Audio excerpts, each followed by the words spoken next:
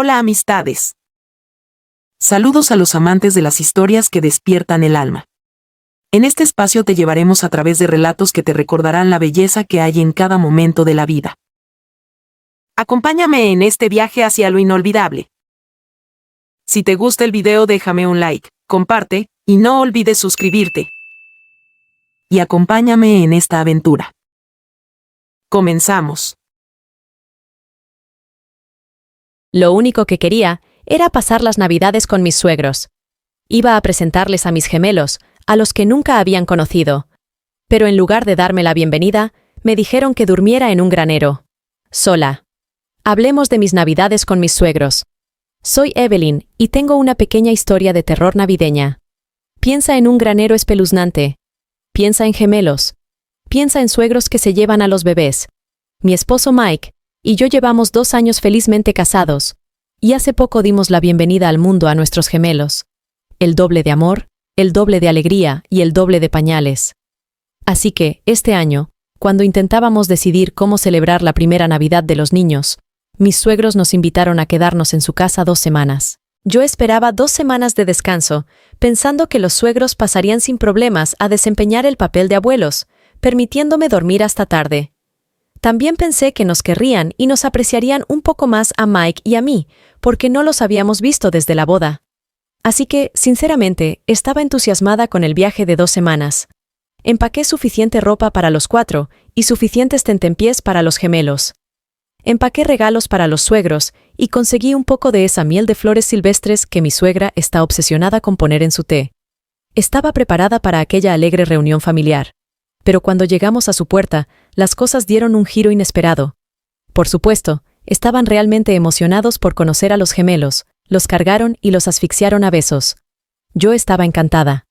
Eso es lo que toda madre desea, que sus hijos reciban una lluvia de amor incondicional. Sin embargo, el amor de mis suegros tenía condiciones. Resulta que Mike y yo íbamos a dormir en habitaciones separadas. Pensé que quizás solo querían darnos espacio. Y la habitación era la de la infancia de Mike, así que era un poco estrecha.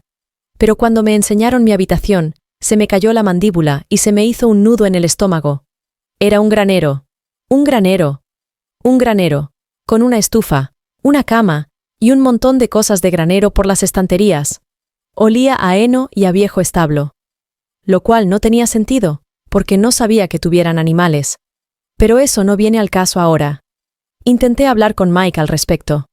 Pensé que tal vez él podría arrojar algo de luz sobre este extraño acuerdo para dormir. Quiero decir, estamos casados. Tenemos hijos. Aquí no hay castidad. Pero Mike lo descartó, diciendo que yo estaba haciendo un gran alboroto de la nada y que un granero con cama y calefacción era más que suficiente. ¿De qué te quejas?, preguntó. Pregunté a los padres de Mike dónde iban a dormir los bebés, porque era imposible que pudiera tenerlos a los 2 en una cama individual, y en un granero, y necesitaban estar conmigo. Aún no estaban preparados para dormir solos. Los suegros dijeron que habían preparado una cuna para los gemelos en su dormitorio. Esperaban que Mike, yo y nuestros bebés durmiéramos todos separados. Naturalmente, enloquecí. Discutí con ellos y me echaron en cara lo de nuestra casa, nuestras normas.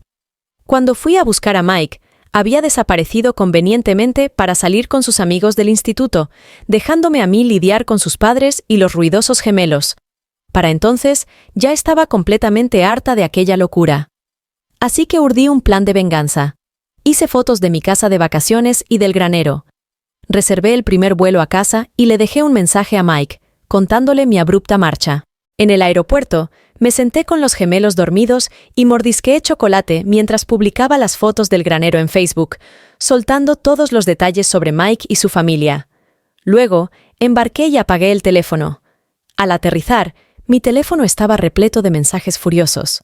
Mike estaba enfadado conmigo por hacer quedar mal a sus padres, y mis suegros me insultaron. Al parecer, soy una malcriada y una desagradecida. Y ahora, incluso mis cuñados intentan convencerme de que borre el post y pida disculpas a sus padres. En este momento estoy en casa de mis padres, pensando en pasar aquí las Navidades. Mi madre está poniendo a los gemelos unos trajecitos a juego, mientras se cuecen galletas de jengibre en el horno. Aquí nos quieren, aquí nos cuidan. ¿Quién iba a pensar que una visita familiar podría ser un desastre semejante?